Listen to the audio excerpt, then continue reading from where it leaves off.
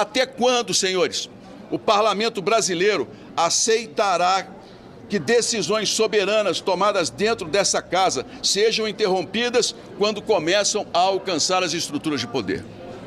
Quando será que este parlamento tomará a decisão clara de reequilibrar a relação entre os poderes? Porque nós estamos diante de uma decisão que desrespeita esse parlamento e que tenta criar uma proposição ou mesmo uma possibilidade dentro de uma investigação que está muito próxima de revelar ao país todos os esquemas desse subterrâneo que foi a roubalheira no INSS brasileiro.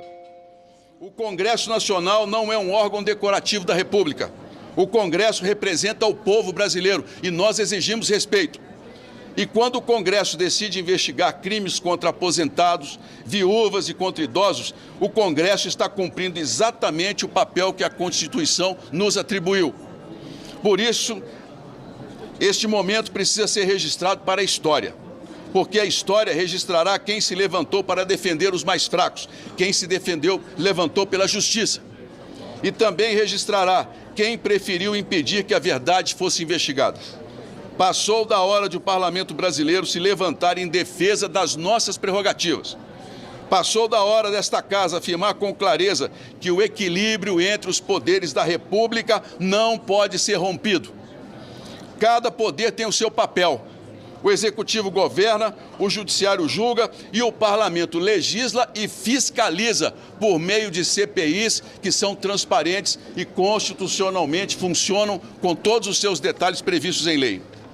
Nenhum poder pode impedir que o Congresso cumpra sua missão constitucional de investigar fatos que atingem diretamente o povo brasileiro. O que está em jogo aqui não é apenas uma investigação, senhores. O que está em jogo é o respeito às prerrogativas do parlamento e ao equilíbrio entre os poderes da República.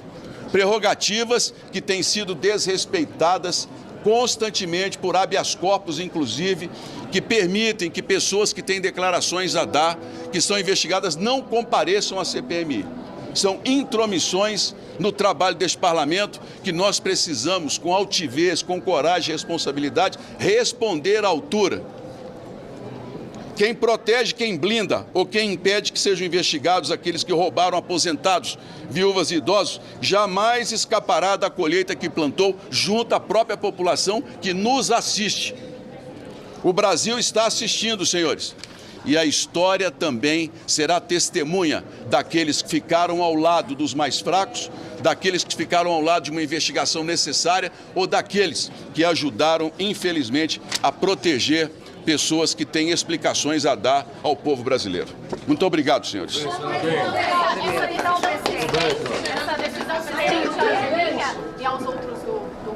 Nós estamos, juntamente com a Advocacia do Senado, analisando todas as repercussões. No nosso entender, a decisão pode ser estendida a todos, mas ela está apenas voltada para um caso. A advocacia entrará com os recursos necessários para que a gente possa ter uma definição e eu espero que a turma do Supremo volte a respeitar o parlamento. Não é de hoje que nós, infelizmente, temos assistido por parte do Supremo Tribunal Federal decisões que nos estranham e que mostram claramente o quanto essa casa precisa reagir. Eu falo sempre para vocês, não como forma de retaliar, mas como responsabilidade institucional e republicana de reequilibrarmos o poder entre aqueles que estão nas autoridades máximas do país. É um absurdo essa decisão diante de tudo que vem acontecendo. Uma comissão que tem trabalhado com transparência, com clareza. Nós votamos, toda a votação foi feita dentro do requerimento, houve um questionamento, o presidente do Congresso Nacional reconheceu que o regimento foi cumprido. Agora, uma decisão que vem questionar uma prática que é histórica das votações em bloco, que o próprio Supremo faz.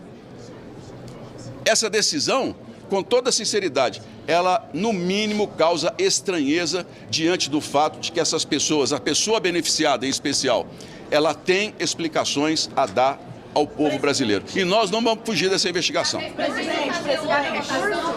Não vamos fazer outra votação.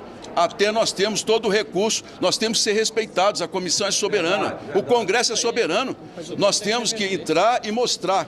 Essa decisão do Supremo Tribunal Federal é uma afronta ao parlamento, é um absurdo o que está sendo colocado aqui. Como que não houve debate? Se os próprios parlamentares, um que está aqui, participou, se tudo foi feito, e quantas as CPIs todas votam em bloco, o Congresso vota em bloco decisões. Portanto, é no mínimo estranha essa posição do ministro Flávio Dino, e nós vamos respeitar, porque decisão do Supremo Tribunal Federal nós temos que cumprir. É claro que republicanamente nós vamos seguir, mas mais uma vez, eu digo para os senhores, a necessidade de que nós acabemos com as decisões monocráticas. Já tem um projeto aprovado no Senado, está parado na Câmara, em que ministros não podem, um ministro, parar uma decisão de um Congresso Nacional. Uma turma pode-se até justificar, mas decisões monocráticas, senhores, essas hoje vêm, infelizmente, prejudicando o equilíbrio entre os poderes.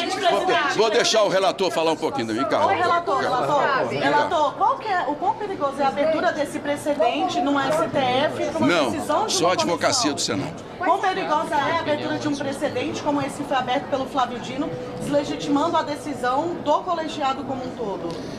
O primeiro ponto a ser esclarecido é que essa é uma decisão atípica.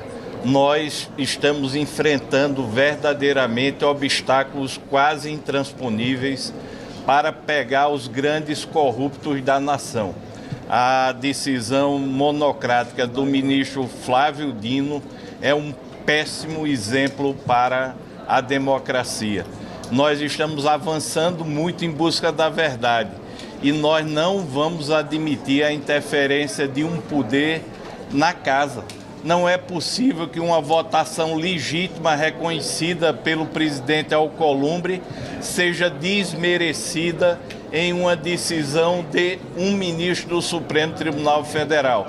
A quem interessa blindar a Roberta Luxemburgo, a quem interessa blindar o Master, o C6, o Santander, a Crefisa, que estavam nesse bloco de decisões, sem falar ainda na figura do Lulinha. Quem é Roberta Luxemburgo? Comadre do filho do presidente da República, que mantinha um escritório de lobby e aliciou o filho do presidente da República. Tem muita coisa a ser esclarecida. A pergunta que eu faço é, se o governo tivesse conseguido a vitória em arquivar todos os requerimentos devidamente fundamentados, Flávio Dino nos daria a nulidade da eleição? Claro que não. Essa decisão, ela cabe como uma luva para a proteção dos grandes corruptos da nação. Quais recursos estão sendo avaliados junto com a advocacia do Senado? Não entendi. Quais recursos estão sendo avaliados para contestar essa decisão junto à advocacia? A advocacia do Senado já está trabalhando tanto em embargo de declaração como recurso para a turma. Ok, vamos lá. Vamos, já deu. Obrigado.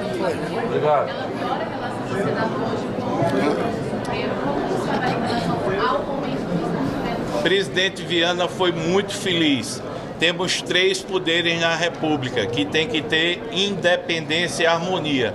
O ministro Flávio Dino, ele atacou a independência do Congresso Nacional e atacou a harmonia entre os poderes. Quando o ministro Flávio Dino toma as posições dele em relação à investigação de parlamentares, ele está de parabéns. Vamos proteger o dinheiro público. Mas agora fica a pergunta, ministro Flávio Dino, e os grandes empresários, os grandes banqueiros, filho do presidente da República, por que essa proteção? Obrigado. Muito obrigado.